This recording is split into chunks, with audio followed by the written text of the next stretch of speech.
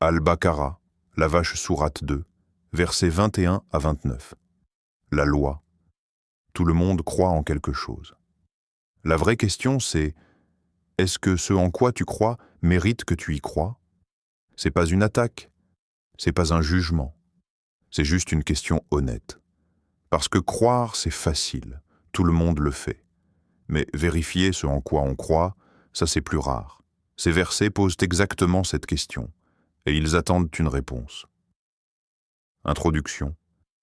T'as déjà remis en question quelque chose que tu tenais pour acquis depuis toujours? Pas forcément sur la religion, ça peut être n'importe quoi. Une opinion, une habitude, une façon de voir les choses. C'est inconfortable. Parce que remettre en question quelque chose, c'est accepter qu'on avait peut-être tort. Et personne n'aime ça. Ces versets s'adressent à tout le monde, croyant ou pas. Ils posent un défi. Et ils décrivent ce qui attend ceux qui acceptent et ceux qui refusent. Séquence 1. L'appel et le défi. Versets 20 et 1. Ô vous les hommes, adorez votre Seigneur qui vous a créés, vous et ceux qui vous ont précédés, afin que vous soyez du nombre de ceux qui se prémunissent. Ô vous les hommes, pas ô vous les croyants, pas ô vous les musulmans, tous les hommes. Est-ce que t'avais remarqué ça?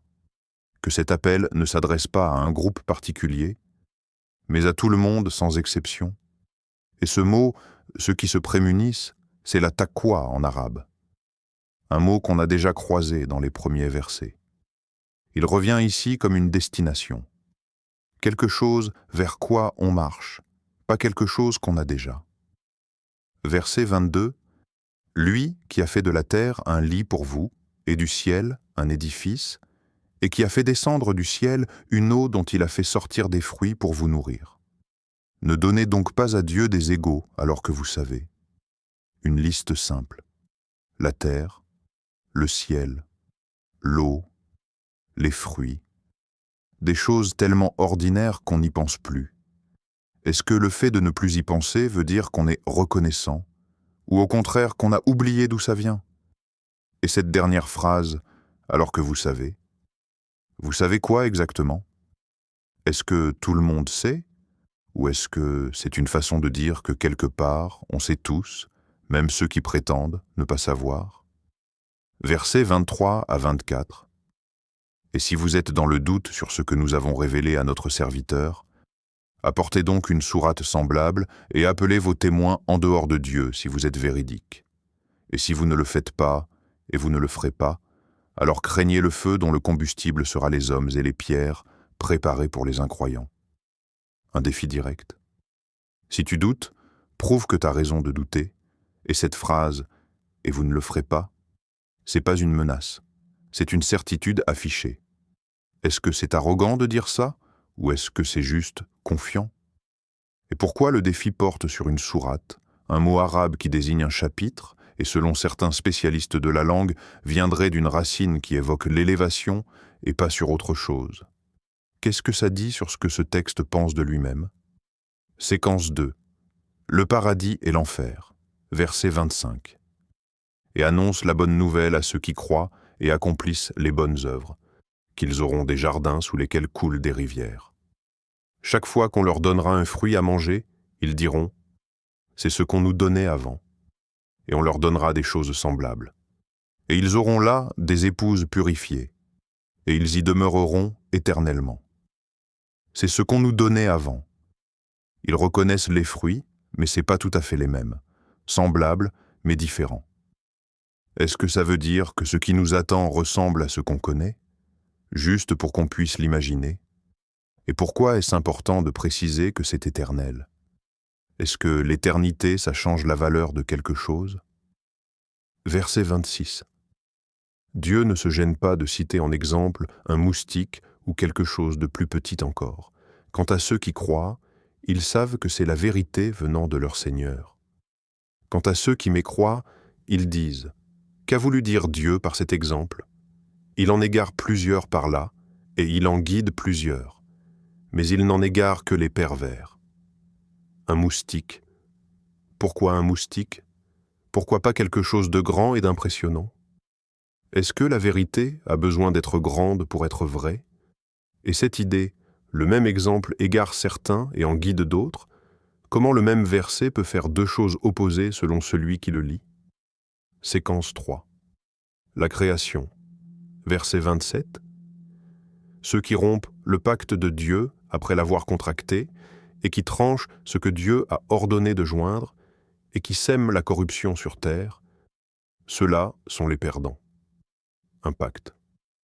Le mot arabe ici, c'est ahd, un engagement solennel, une promesse qui lie. Quel pacte? Est-ce qu'on a pris un engagement sans le savoir? Est-ce qu'il y a une promesse qu'on a faite avant même de naître? Et ce que Dieu a ordonné de joindre? C'est quoi exactement? Le texte ne le précise pas ici. Est-ce que c'est fait exprès pour que chacun cherche la réponse lui-même? Verset 28. Comment pouvez-vous mécroître en Dieu alors que vous étiez mort et qu'il vous a donné la vie? Puis il vous fera mourir, puis il vous redonnera la vie, puis vous retournerez à lui. Vous étiez mort. Avant de naître, on n'existait pas. Et un jour, on a existé, sans rien demander, sans rien faire. Est-ce que t'as déjà vraiment pensé à ça? Au fait que t'aurais pu ne jamais exister et que pourtant tu es là? Et cette succession, mort, vie, est-ce que ça change la façon dont tu vois ce qui se passe entre les deux? Verset 29.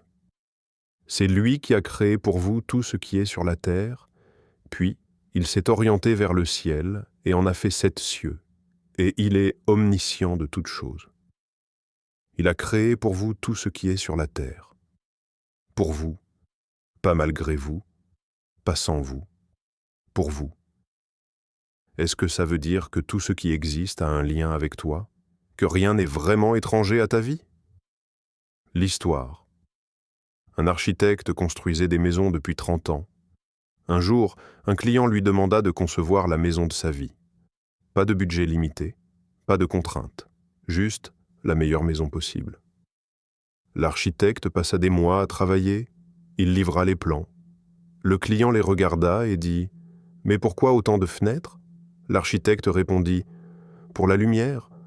Le client dit « J'ai pas besoin de lumière, je veux des murs. » L'architecte soupira. « Les murs protègent, dit-il.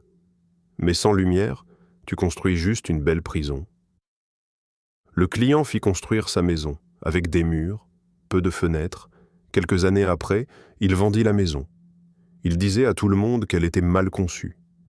L'architecte, quand il l'apprit, ne dit rien.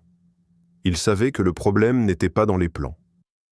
Tout le monde croit en quelque chose. La vraie question, c'est: est-ce que ce en quoi tu crois mérite que tu y crois ?